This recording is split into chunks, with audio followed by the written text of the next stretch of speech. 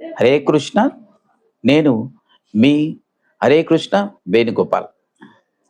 ఈ మధ్య చాలా మంది తరచుగా అడుగుతున్న విషయం ఏంటంటే, మా దగ్గర డబ్బు నిలవటం లేదండి. మేము ఎంత కష్టపడ్డా కానీ డబ్బు ఆగటం లేదు. చాలా ప్రయత్నం చేస్తున్నాము. మా కష్టానికి తగిన లాభాలు రావటం లేదు. తగిన అమౌంట్ మా దగ్గర కూడటం లేదు. దాన్ని దాయటం కోసం చాలా సార్లు చాలా రకాలుగా ప్రయత్నం చేస్తున్నాము కానీ, ఒక 10,000 వస్తే దానికి తగిన ఖర్చు, అవసరము ఏదో ఒకటి క్రియేట్ అవుతుంది. దానికి మళ్ళీ వెళ్ళిపోతా ఉంది. అసలు మా దగ్గర డబ్బులు ఆగటం లేదండి. నేను ఇలా పెట్టుకొని జేబులో పెట్టేసుకుంటాను. కానీ కొద్ది సేపట్లో ఏదో ఒక అవసరానికి అది ఖర్చయిపోతుంది. ఏం చేయాలో అర్థం కావటం లేదు. ఏంటి మా పరిస్థితి? అని చాలామంది అడుగుతున్నారు. మీరందరూ కూడా ముఖ్యంగా గుర్తుపెట్టుకోవాల్సిన ఒక మేజర్ పాయింట్ చెప్తాను. మీ జేబులోని వాలెట్ ఏంటి? మీ జేబులోని వాలెట్, పర్సు ఏంటి అని ఒకసారి చెక్ చేసుకోండి. అది లెదర్ పర్స్ అయితే ముందు దాన్ని తీసి పక్కకు పెట్టేయండి. లెదర్ పర్స్ అనేది లెదర్‌తో తయారు చేయడం వల్ల దానికి ఒక నెగెటివ్ ఎనర్జీని క్రియేట్ చేస్తా ఉంటది.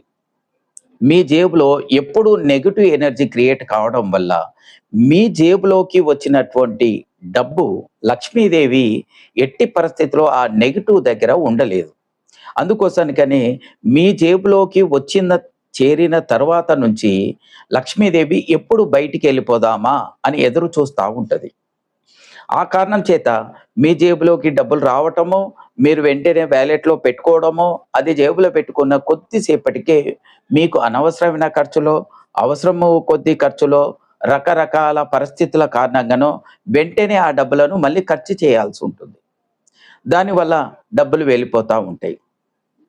ఇలాంటి చాలా సార్లు మీకు జరుగుతా ఉంటాయి. ఆ కారణం చేత మీకది అర్థం కాదు.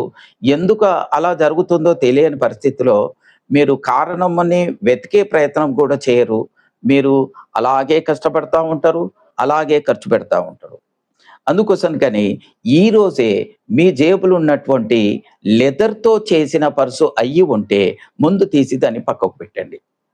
పక్కకు పెట్టేసి రెగ్జిన్‌దైనా, ఇంకా క్లాత్‌తో తయారు చేసినా పర్వాలేదు. ఏదైనా కానీ మీ జేబులో వాలెట్‌గా పర్సును పెట్టుకోవచ్చు. ప్రాబ్లమ్ లేదు. దాంట్లో ఒక ముఖ్యమైన మేజర్ పాయింట్ ఒకటి గుర్తుపెట్టుకోండి. తప్పకుండా మెయింటైన్ చేయాల్సిందే. ఏంటంటే, మీ వాలెట్‌లో రూ. 1,00,000 ఉండనియండి, 10,000 ఉండనివ్వండి, రూ. 1,000 ఉండనివ్వండి, ఎంతైనా ఉండొచ్చు. కానీ ఒక కాయిన్, బిళ్ళ మాత్రం తప్పకుండా ఉండాలి. అది రూపాయి కావచ్చు, రూ. 5 కావచ్చు, రూ. 10 కావచ్చు, లేదా ఇంకా కొత్తగా వచ్చిన ఈ మధ్య రూ. 50, 500 అని రకరకాల కాయిన్స్ అనేది గవర్నమెంట్ పర్టిక్యులర్‌గా కొన్ని రిలీజ్ చేస్తా ఉంటది. అవైనా పర్వాలేదు.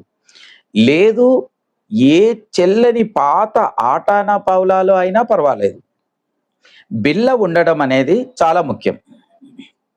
అందుకోసానికని తప్పకుండా ఒక బిళ్ళని తీసుకొని, ఒక కాయిన్‌ని తీసుకొని మీ పర్సులో పెట్టేసుకోండి. దీంతోని పర్సు యొక్క పని పూర్తయినట్టే. తరువాతొచ్చేసి పర్సు మెయింటైన్ చేసే వాళ్ళందరూ కూడా షర్ట్ జేబులో ఎట్టి పరిస్థితిలో ఒక రూపాయి కూడా పెట్టరు. ఇది కూడా ఒక తప్పు. షర్ట్ జేబులో, మీ పాయింట్ జేబులో, మీ పర్సులో ఎంత ₹1,00,000 ఉన్నా పర్వాలేదు.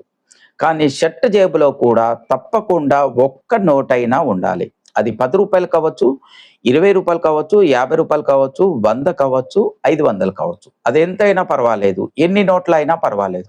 ఒక్కటైనా కనీసము తప్పకుండా మీ షర్ట్ జేబులో ఉండాలి.